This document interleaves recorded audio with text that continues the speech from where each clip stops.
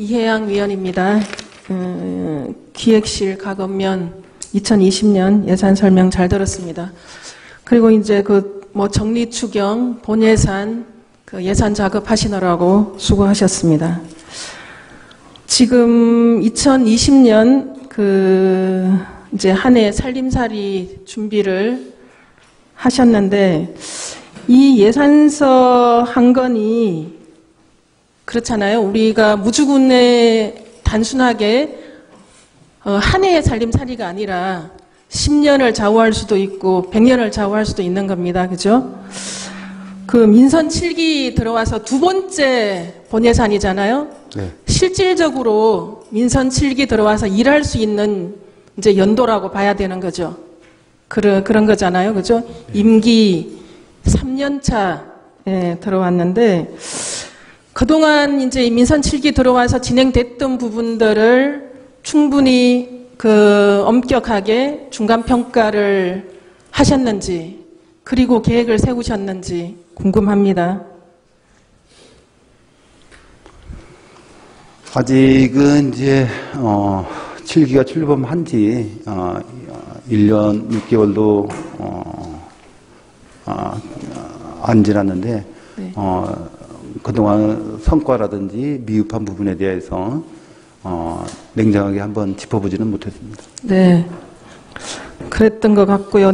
예산 내용을 들여다보면 민선 7기의 이제 철학과 마인드가 무엇인가 그런 부분이 이제 실려야 되는 건데 예산에 그런 판가름을 하는 시금석이 되는 게 예산인데 그런 부분에서 뭘 좀 발견하기가 좀 아쉬움이 있었습니다. 어떻게 생각하십니까? 어떤 측면에서는 그런 부분이 있다고 없지는 않았다고 볼 수 있겠습니다. 예산 이제 4천억 지금 가까이 되잖아요. 4천억 시대라고 하는데 지금 우리가 지금 명시이월이 428억이에요. 그죠?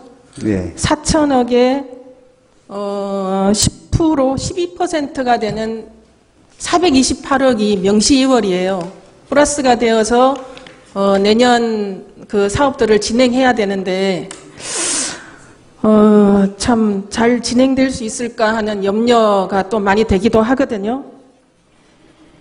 사업 예산 계획하면서 그런 부분들을 면밀히 검토를 하신 거죠? 예, 그렇습니다.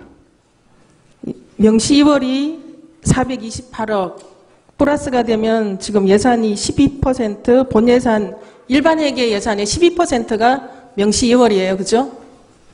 그래서 이제 사업이 진행돼야 되는데 그런 부분들이 염려스럽기도 하고 또 의회에서 의결된 사업인데도 어떤 주민들의 여론이나 반대에 부딪혀서 지금 진행되지 않는 부분 우수 저류지 사업이라든가 이런 부분들에 대해서 본 의원은 의원으로서 또 책임감이 크게 느껴지거든요. 우리 행정에서는 어떻게 생각하고 계십니까?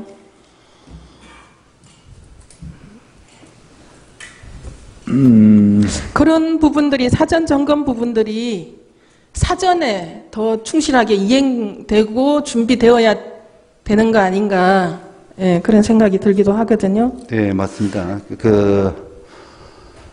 의원님들도 항상 말씀하시는 것처럼 예산이 성립되고 나서 주민 반대에 부딪혀서 터득이는 사업들 그런 사업들도 없지 않아 있는데 의원님들이 항상 말씀하시는 게 있지 않습니까? 공모 사업도 하기 전에 협의하고 예, 의회 의견을 한번 들어서 한번 공모 사업 다 끝나고 나서 이런 사업이 당선됐노라고 말하지 말고 사전에 시간적 여유가 있으면 의회 의견을 들어서 했으면 좋겠다 이런 말씀도 해주시는데 아무튼 저희들도 그런 요즘 주민 반대 또 찬반이 나뉘어져가지고 그런 것도 사업도 있는데 하여튼 시행착오를 최소화하기 위해서 이제 우수 저류 시설 183억이지 않습니까? 그것도 이제 일부 시민단체라든지 이런 데도 반대를 하고, 그래서 그것도 보다 신중하게 접근하기 위해서 지금 네거티브 전략팀이라고 해서 팀을 구성해서 활발하게 토론을 하고 있고요. 그런 부분은 좀 더 치밀하게 접근을 해서 시행착오를 최소화해 나갈 수 있도록 하겠습니다. 네. 우리 지금 예산 4천억인데, 우리 무주 국민이 24,000명이에요. 그죠? 네. 그러면 우리 24,000명이 이렇게 이 4천억이란 예산을 고르게 이렇게 혜택을 받고 있는 건가요? 어느 정도가 우리가 혜택을 이렇게 지원을 받고 있고, 우리 국민의 몇 %는 지원에서 배제되어 있는지 그런 부분들이 참 궁금하더라고요. 보조금을 받는 사람들은 각계 분야에서 중복으로 계속 받고 있고, 보조금의 이 우리 군정의 혜택에서 제외된 프로티지는 어느 정도 될까, 그런 부분이 좀 궁금하기도 하고 그렇습니다. 글쎄요, 각각의 예산이 각자의 국민들한테 미치는 정도가 어느 정도인지는 글쎄 깊이 생각을 안 해봤는데, 물론 일부 농업보조금이라든지 이런 것들은 이제 치우침이 많다 이런 지적이 있지 않습니까? 있는데 그런 부분도 이제 보조금 편성 지원 한도에 5천만 원 이런 것도 정해서 이제 제도적으로 맡고 있고 하지만 각각의 제일 말단에 있는 부분까지 어느 정도 영양 예산의 효과가 발휘되고 미치는지는 네. 구체적으로 들여다보지는 않았습니다. 예산이라는 게 이제 가치 있고 균형감 있게 분배가 되어야 되는 거잖아요. 그래서 이제 무주 지난 장수가 대부분 보면 지금 4천억 가까이가 되는 것 같아요, 예산에. 그래서 어떤 지난해 주민이 SNS에 올려놓은 글이 4천억이라는데, 우리 내년도 예산이 4천억이라는데 2천억은 그냥 국민들한테 1,000만 원씩 내주고 나머지 2천억 가지고 그냥 행정을 하면 어떻겠냐, 이런 얘기가 있더라고요. 어떻게 생각하십니까? 그래서 주민들의 의견이 이렇게 예산이 있는데 지원을 아마 이제 예산에서 이제 군정의 혜택이나 이런 거에서 이제 배제된 쪽에서 하는 얘기일 수도 있겠죠. 근데 우리가 보이지 않는 혜택, 군정의 혜택은 다 누리고 있을 거예요. 그죠? 근데 이제 일부 중복되는 그런 부분들이 있으니까 그런 얘기가 나오는데, 그렇다고 행정이 그렇게 갈 수는 없는 거잖아요. 그죠?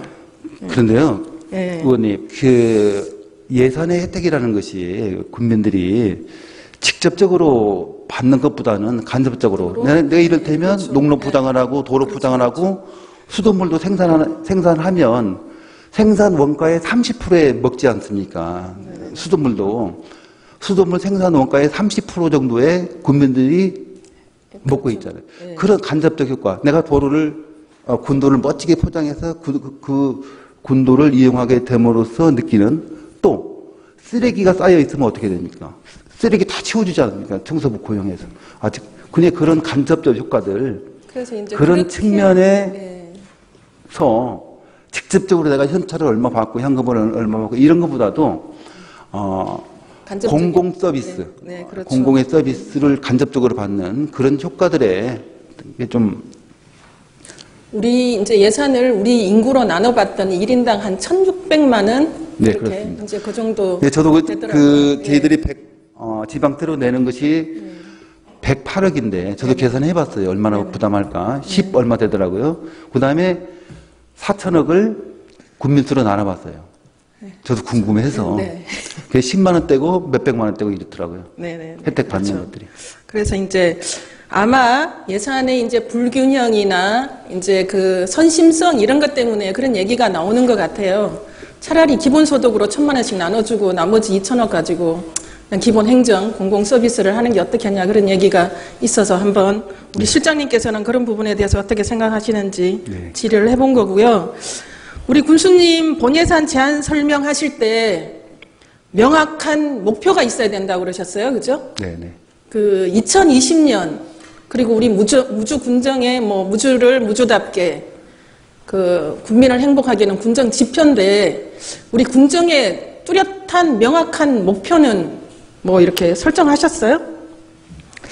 그럼 그 우리 나라가 지금 전국적으로 핫 이슈가 뭐라고 생각을 하십니까?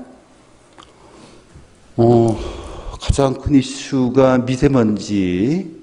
네, 미세먼지. 예, 뭐 미세먼지. 미세먼지 본의원이 이제 질의의 핵심이 그거예요. 미세먼지. 무주 군정의 비전이나 무주 군정의 목표를 미세먼지 안전지대 무주 이렇게 설정하면 어떨까? 그러면 인구, 농업, 관광 어느 정도 해결이 될 수 있을 것 같고 무주군의 전환점이 되지 않을까 그런 생각이 들거든요. 우리가 우리 자식들을 미세먼지 속에서 키우고 싶어 하는 사람이 없잖아요. 그죠? 네. 네. 우리 먹거리가 농산물이 미세먼지 속에서 나오는 먹거리가 우리의 건강을 해치는 거잖아요. 그죠? 네. 네. 그런 부분에서 보면 우리가 미세먼지 안전지대를 빨리 선점을 해야 되지 않을까. 우리가 물을 사 먹는다는 걸 예전에는 생각을 못했어요. 물을 사 먹고 있잖아요. 그죠? 그래서 이런 부분을 좀 뭐 환경이라는 것도 참 추상적인데 그걸 구체화시켜서 미세먼지 안전지대 무주 이런 부분을 살려보면 뭔가 방법이 있지 않을까 그런 생각이 듭니다. 어떻게 생각하십니까? 국가적으로 미세먼지 특별법이 있지 않습니까?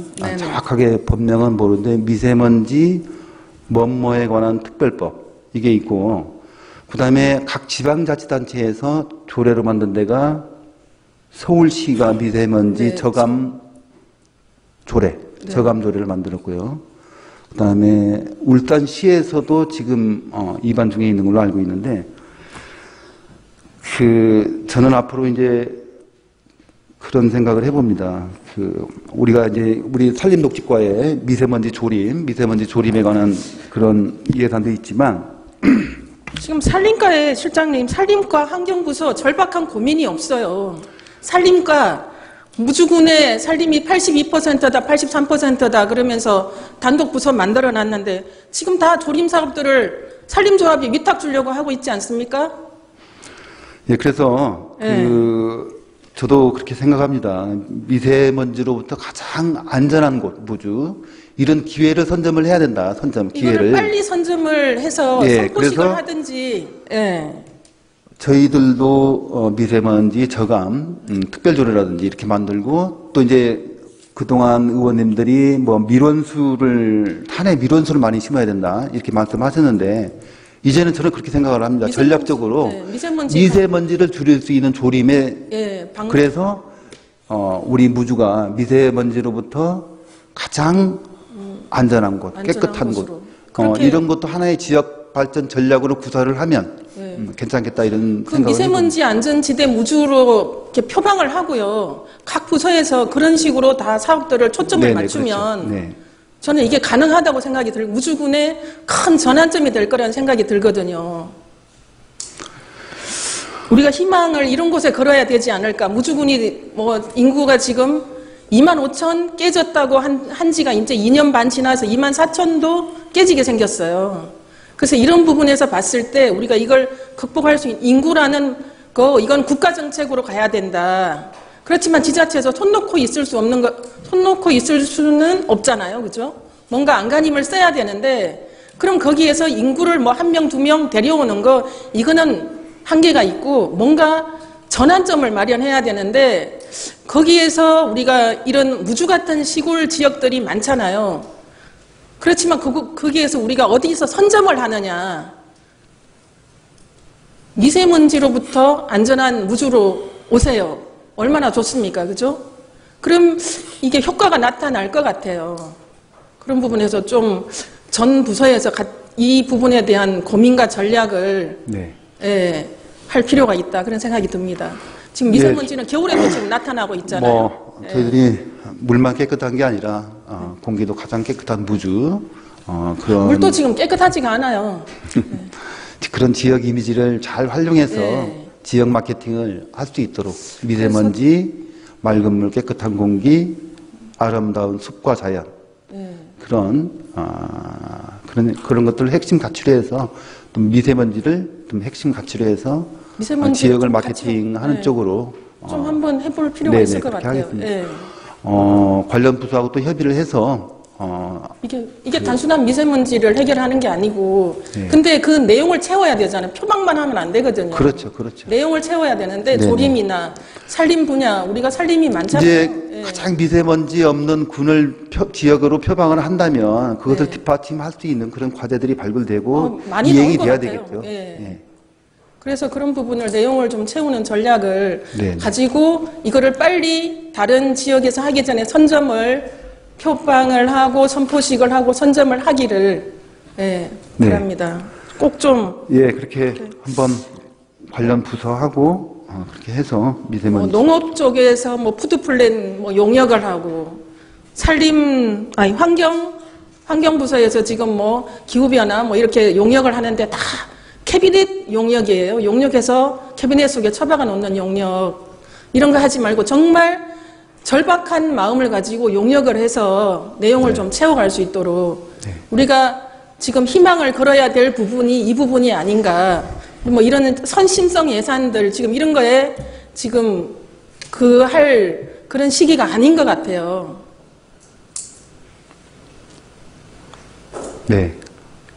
그런 부분. 관광이라는 것도 우리가 관광이라는 고정관념이 있죠. 관광.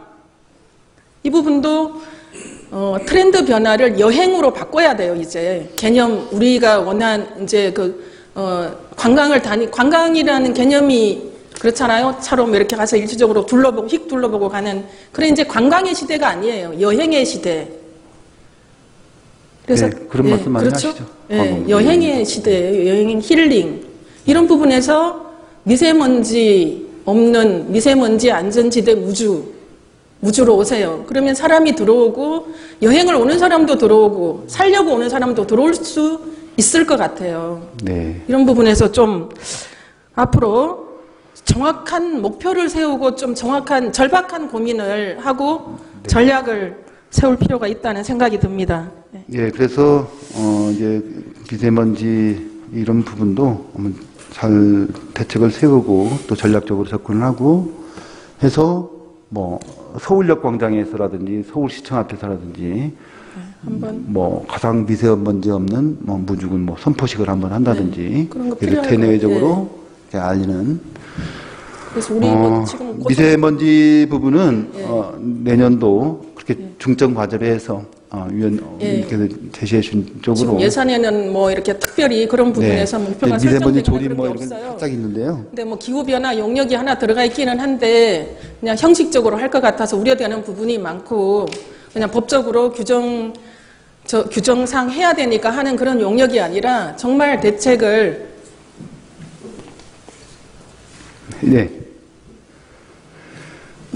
다른 미세먼지 서울에서 오신 분들이 그러더라고요. 무주에 오면 공기가 다르다. 공기 자체만으로 막 감탄하더라고요. 요즘.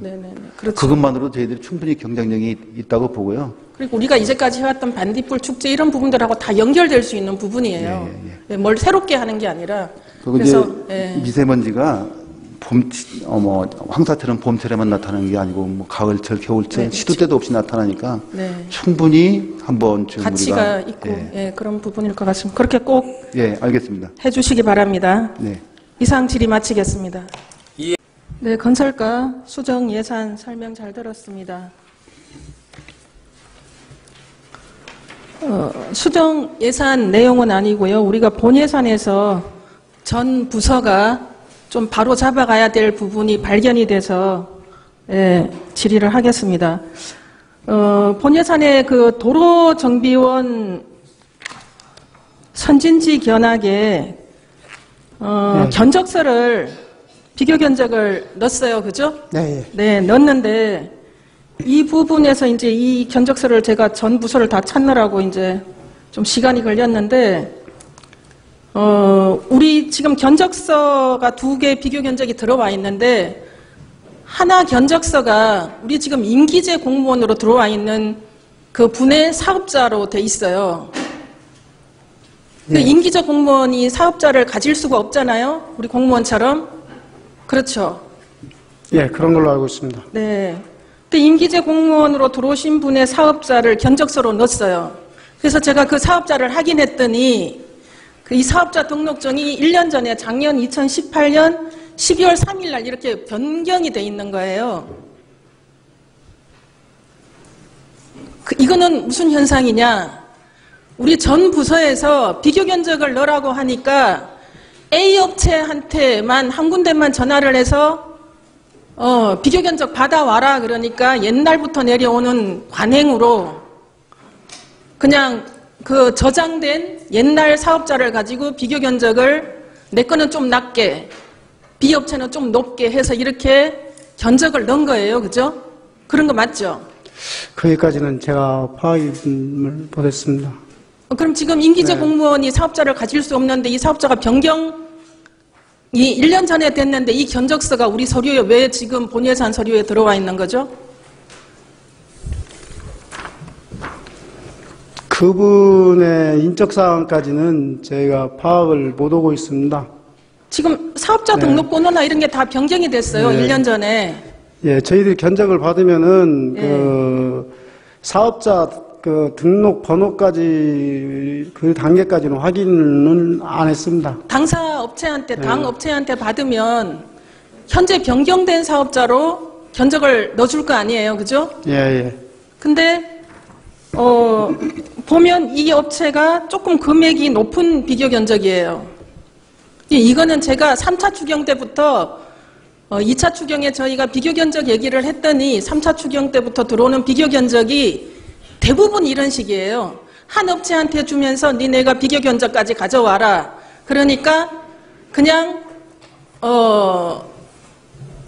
다른 B업체를 조금 높게 책정해서 임의로 그냥 이렇게 비교 견적을 넣고 있어요. 이거는 의회가 요구한 의회의 의도하고는 맞지 않는 거죠. 비교 견적이. 그죠? 네, 그 부분은 본의원이 3차 추경부터 지금 본예산, 수정예산, 견적서를 비교 견적을 꼼꼼히 검토를 해본 결과 2개의 비교 견적이 있을 경우에 높은 업체한테 전화를 해보면 비교 견적을 넣은 적이 없다 그래요. 그 부분에 있어서는 뭐 잘못했습니다. 그래서 이렇게 비교 견적을 넣을 거면 서류만 한 장 더 늘어나는 것밖에 없어요. 그죠?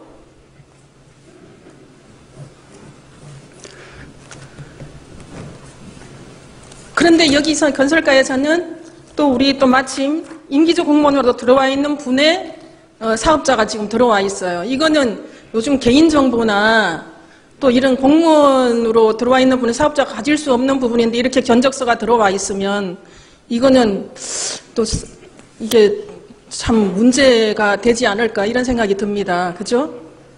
예. 그 부분은 잘못된 것 같습니다. 예.